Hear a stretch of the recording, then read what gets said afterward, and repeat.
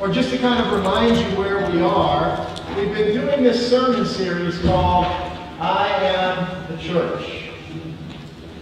And this entire sermon series is based on the words of this handout.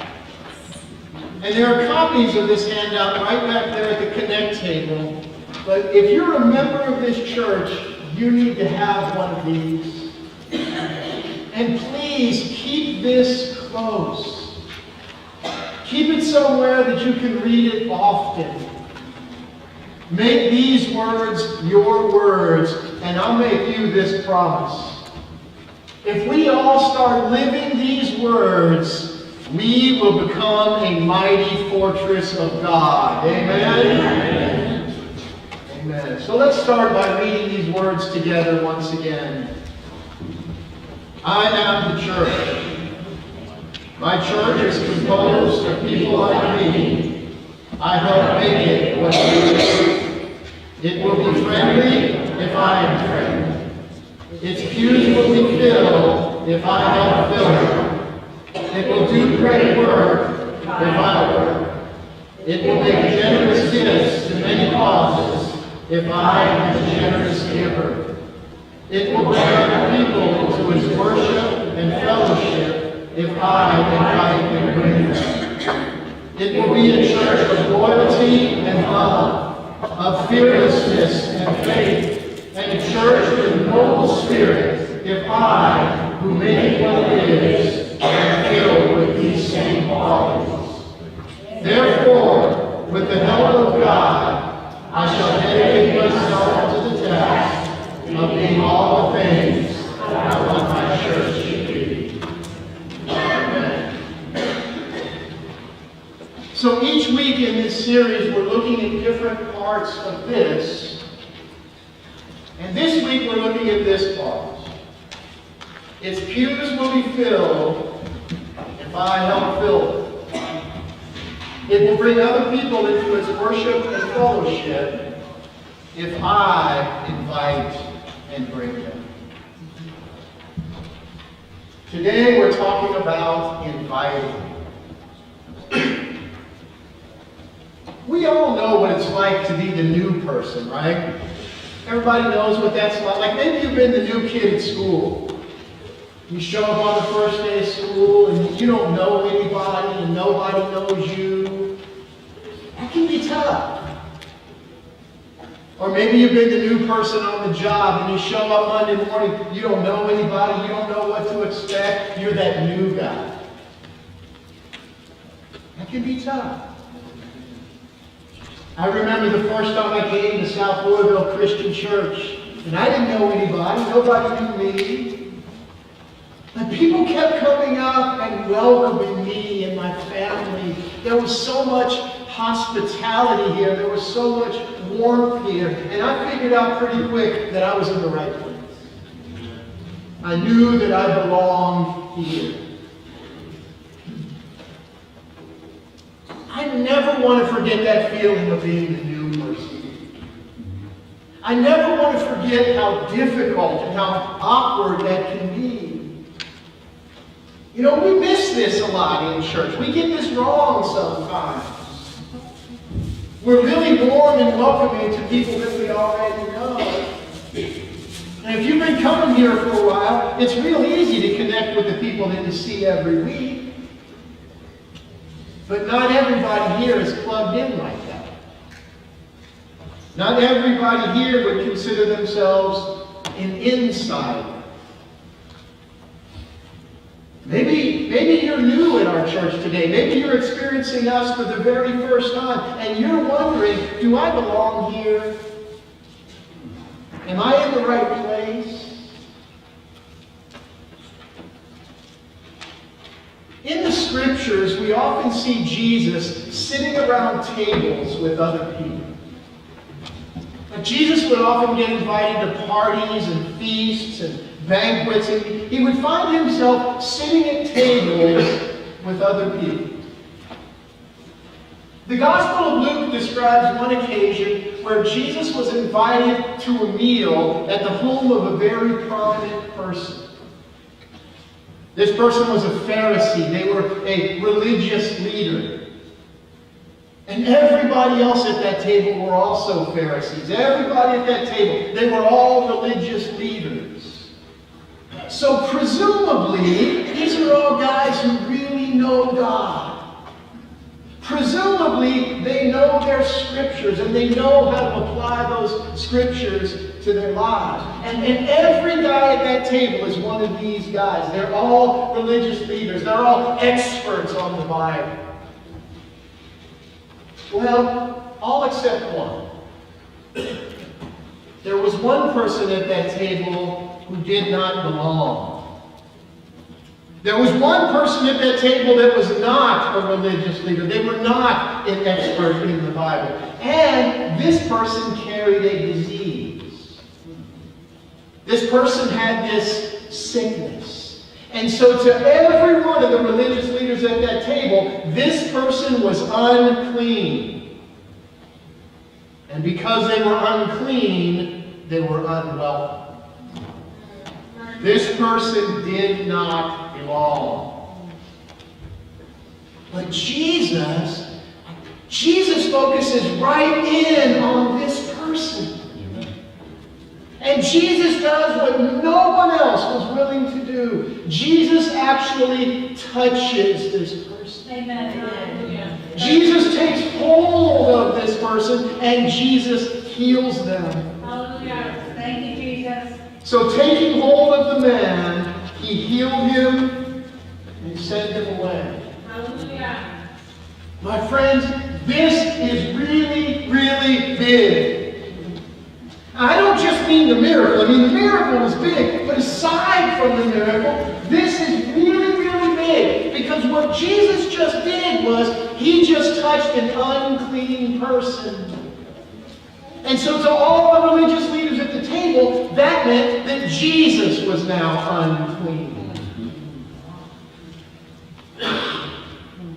This is a very tense situation. You could hear a pin dropping. And everybody is just staring at Jesus. They can't believe what he just did. And Jesus just touched an unclean man. You don't do that. Jesus is a religious leader. You're not supposed to touch unclean people. You're a religious leader, Jesus. You're not supposed to touch the poor and the crippled and the blind and the lame and the lepers and the nobodies. You're not supposed to touch them, Jesus. And everybody in that room is just staring at you. Hallelujah. They cannot believe what he just did. And they're all waiting to hear what he's going to say. And I guarantee you, every man in that room expected Jesus to apologize. Every man in that room is waiting for Jesus to say, hey, my bad. My bad. But that is not what Jesus said. Hallelujah. Jesus goes on to tell them a story. And the story goes like this. A certain man was preparing a great banquet and invited many guests. At the time of the banquet, he sent his servant to tell those who had been invited, come, for everything is now ready. But they all alike began to make excuses. The first said, I just bought a field, I must go and see it, please excuse me. Another said, I just bought 5 yoke of oxen and I'm on my way to try them out, please excuse me. Still another said, I just got married, I can't come. The servant came back and reported this to his master. Then the owner of the house became angry and ordered his servant, go out quickly into the streets and alleys of the town and bring in the poor and the crippled and the blind and the lame. Amen, amen. "Sir," the servant said, "what you ordered has been done, but there's still room." Then the master told his servant, "Go out to the roads and country lanes and make them come in, so that my house will be full."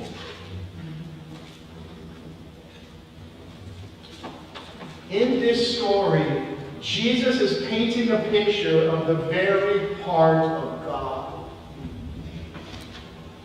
You see, our God wants everybody in his house.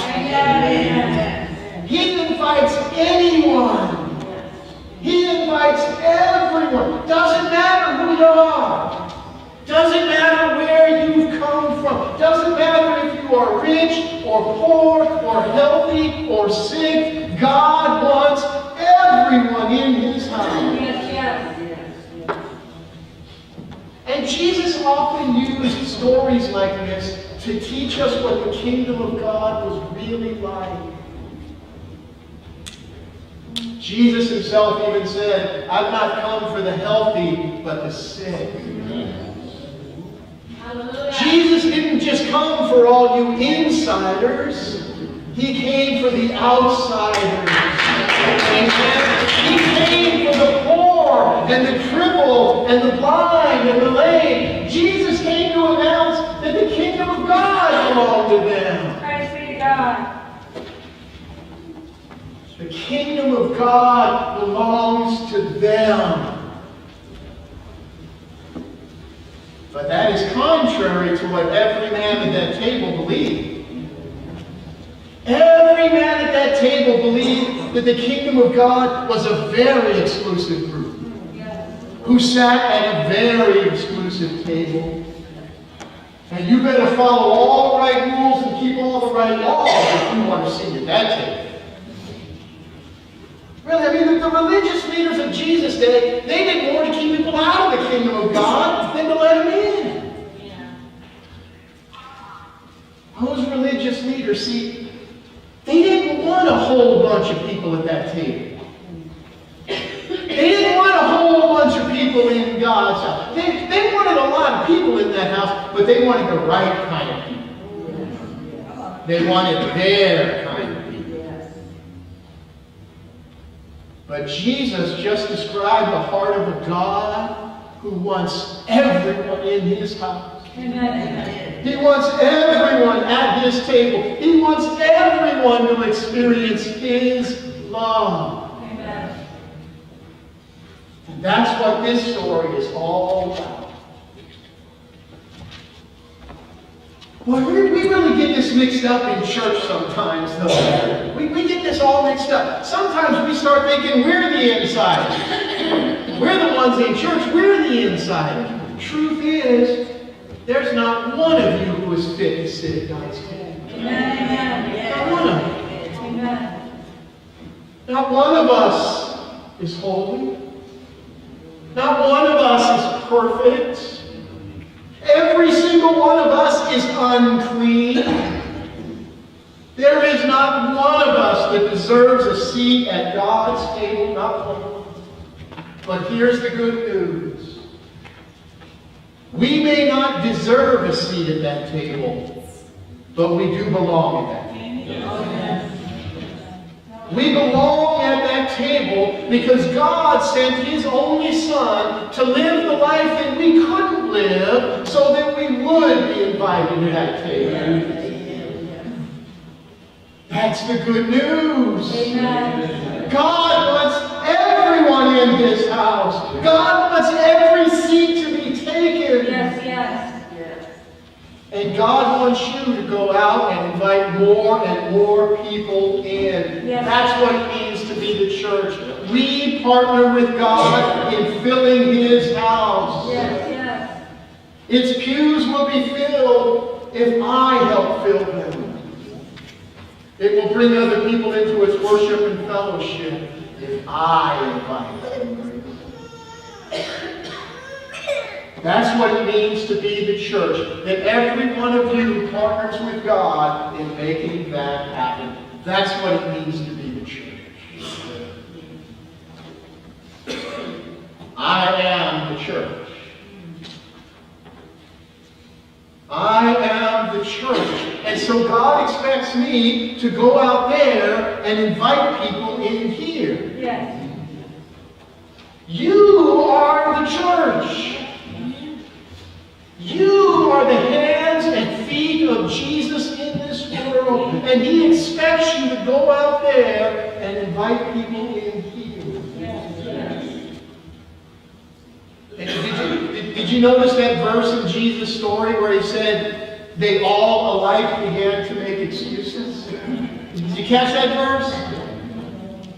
Well, don't be that guy. Don't be that person. Don't make excuses. Stop making excuses and start inviting. Yes. Stop making excuses and start inviting. And look, inviting people to church is really easy. You don't have to tell them the whole gospel story. Just tell them that you love your church. Tell them that you feel love at your church. Tell them you feel the presence of God in your church and ask them to come feel that too. Amen. Amen. That's all you have to do. Amen. And based on what Jesus just said, don't just invite the insiders. Don't just invite the people you're comfortable with. Invite the outsiders. Go out quickly into the streets and invite the poor, the crippled, the blind, and the lame. Go out to the roads and country lanes and make them come in, God says, so that my house will be full. Yes. But that's not an easy thing Jesus asks you to do, though, is it? That's not an easy thing to do. If you're going to do that, you're going to need some strength. And that's why it's so important to come here every Sunday and every Wednesday. Yes. Because this place is like a watering station in a race. You know those long races where they have watering stations all along the way? You know what I'm talking about? Just tables with cups of cold water for the runners, right? And the idea of a water station is not for you to stay there. It's not to live there. The idea is you get some refreshment, you get some strength, so you can get back out into the race. That's right. Right? That's right. This place is a watering station. We come here and we get the water of the Word. And we stay here long enough to get refreshed, long enough to get some strength, so that we can go back out there and continue the race. Amen. And a big part of the race is, a big part of what it means to be the church is, go out quickly into the streets and alleys of the town and bring in the poor and the crippled and the blind and the lame. Yes.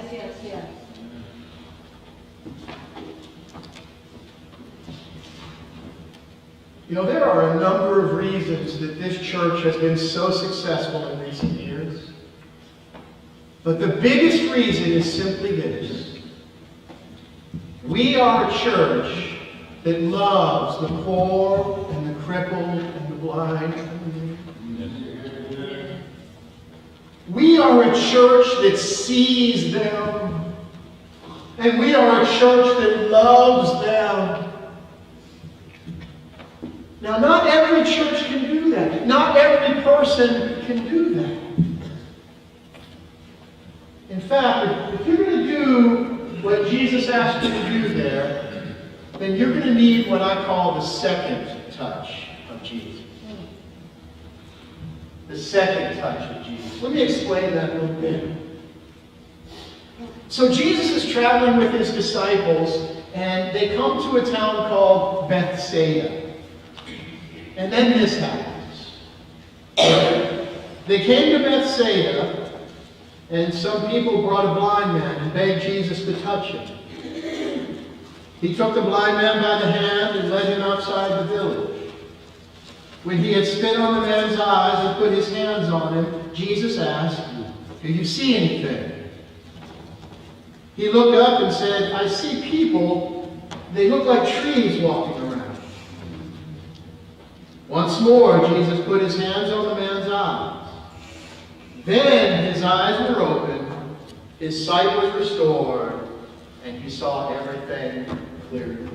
Praise be to God. Amen.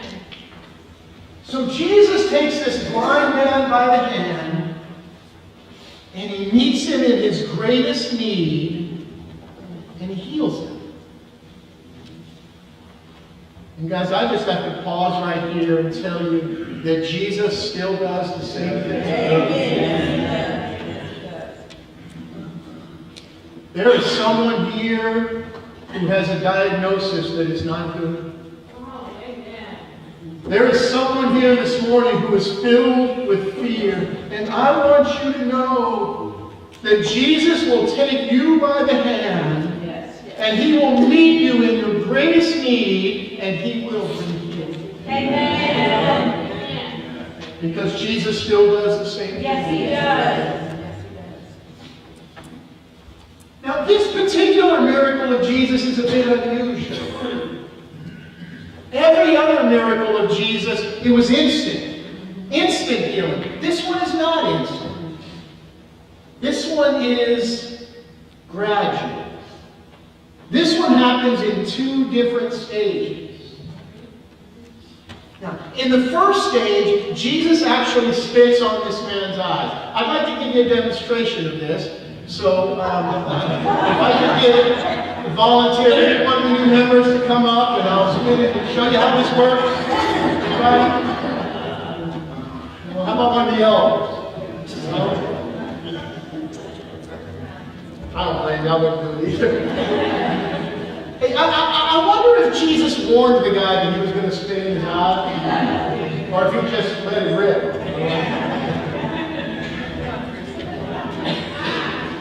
Either way, Jesus spits on this man's eyes, and then Jesus asks him a question. He says, do you see anything? Hallelujah. Do you see anything? Did it work? Now, understand, Jesus never asked a question that he didn't already know the answer. Amen. So Jesus already knows the answer to this question. But Jesus also knows that he's not done with this guy. At this point, Jesus has touched the man once. And with that first touch, Jesus promised the man, you are loved. You matter. Yes. You have eternal value. Yes. And by the way, that's God's voice to every one of us. To every one of us, God says, I have loved you with an everlasting love. I have drawn you with loving kindness. That's God's voice to you. Those are God's words to you. But they're not just words. God proved. Yes, he did. He proved it by sending his own Son to take your hand and meet you in your greatest need. Amen. And if you allow him to, Jesus will be close enough to spit on your eyes. Amen. And he will promise you, you are loved. You matter. You have eternal value. You are loved. You matter. You have eternal value. But just like the blind man in this story, your vision might still be a little bit blurred. That's right. You're loved. You matter. You have eternal value. But you might not be seeing other people clearly. Preach, Theo. And so just like the man in this story, we all need that second touch of Jesus. Jesus asked, do you see anything? He looked up and said, I see people. They look like trees walking around. Once more, Jesus put his hands on the man's eyes. Then his eyes were opened, his sight was restored, and he saw everything. Amen. You know, Jesus healed a lot of people in the Gospels. It's one of the reasons so many people followed him. He clearly had power beyond anything we could understand. But this healing is different than all the rest. Every other healing was instant, one touch.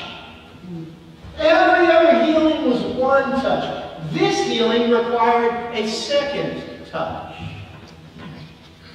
So what was different about this healing? Well, here's what I would suggest to you. The proof of this healing was not in the first touch. The proof of this healing was not in the way the man could see himself or in the way he saw Jesus. Correct. The proof of this healing was in the second touch. That's right. It was in the way that he was able to see other people. Well, after the first touch, the man said, I see people, but they look like trees walking around. It took me a while to understand what that meant, but I think I understand it now. There have been times in my life, and I'm a little bit ashamed of this, but there have been times in my life where I could see other people, but they didn't really matter to me. They didn't really matter to my story. And so to me, they might as well have been trees walking around. But people are not just trees. No. And Jesus is not going to leave this man in that condition. And so Jesus touched him the second time. And after the second touch, his eyes were opened, his sight was restored, and he could see everything clearly. After the second touch of Jesus, he saw other people clearly. Where there had only been shadows, now he could see faces. Yes. Where there had only been shadows, now he could see forms. Now he could see people clearly. I want to make real sure you understand the point. The first touch of Jesus helps you see yourself clearly. The first touch of Jesus helps you see Jesus clearly. But the second touch of Jesus helps you see other people clearly. So the first touch of Jesus says, you are loved. You matter. You have eternal value. The second touch of Jesus says, every person is valuable. Amen. Every person matters. Every person has eternal value. Amen.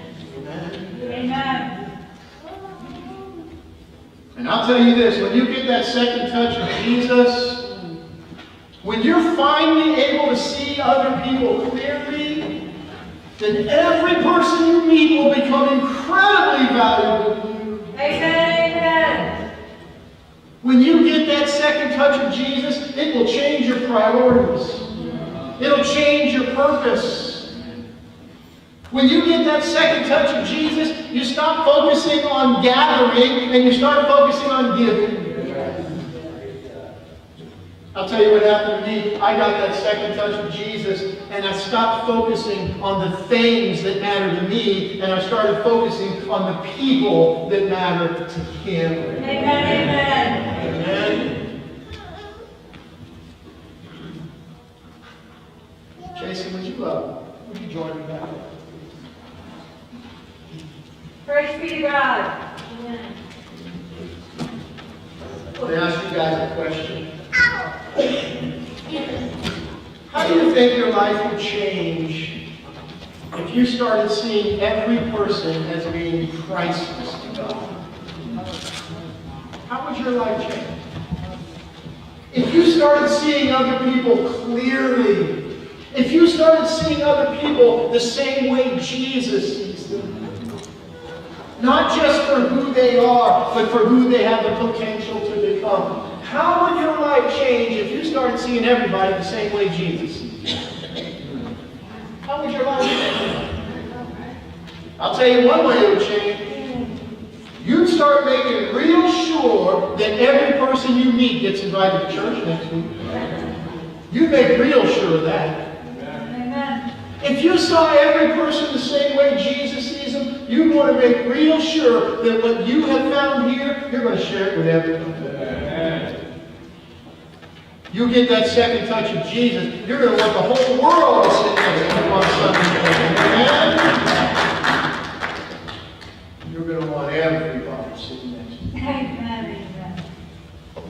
Well, yeah, preacher, but what if it's that annoying coworker that I can't stand? Yeah, you'll like that too.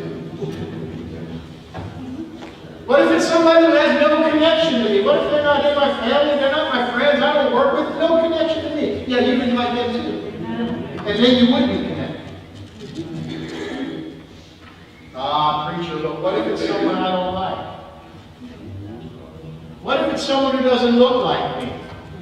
What if it's someone who doesn't sound like me? What if it's somebody who doesn't like me? You get that second touch of Jesus, you're going to invite them too. Amen. Amen. But what if it's someone from a different culture? What if they speak a different language? What if they've had a really rough past and they look kind of scary? What if their clothes are dirty? What if they smell bad? People are not just trees walking around. Amen. Every person you meet is an eternal soul, and they are priceless to God. And God asks you to go out of your way to invite them here, so that we can gather around them and love them as best we can while we teach them about the perfect love of God. Amen? Amen. Amen.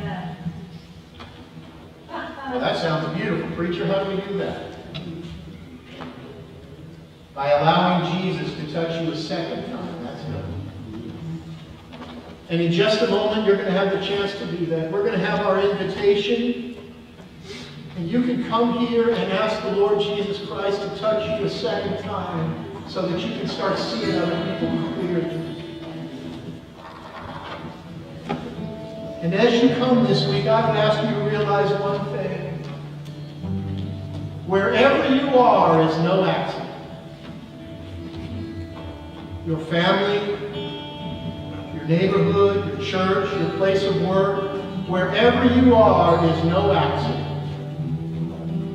And every person you meet is no accident. Amen. Every person you meet is by design, and you need to feel that. Amen. People are not just trees. They are eternal souls loved by God. And He asks you to lovingly invite them here. Would you help me? Would you help me in making this a church of the second touch? Will you help me in making this a church where we gather and we give and we serve and we invite? Because we see everybody the same way God sees. Will you help me with that? Well, you can start right now by coming and talking to God. You've been listening to me talk. You come and talk to God about this. And as you come, let these words fill your heart. The pews will be filled if I help fill them. This church will bring other people into its worship and fellowship if I invite and bring them. Therefore, with the help of God, I will dedicate myself to His will. Will you let those words fill your heart, and will you please come talk to God?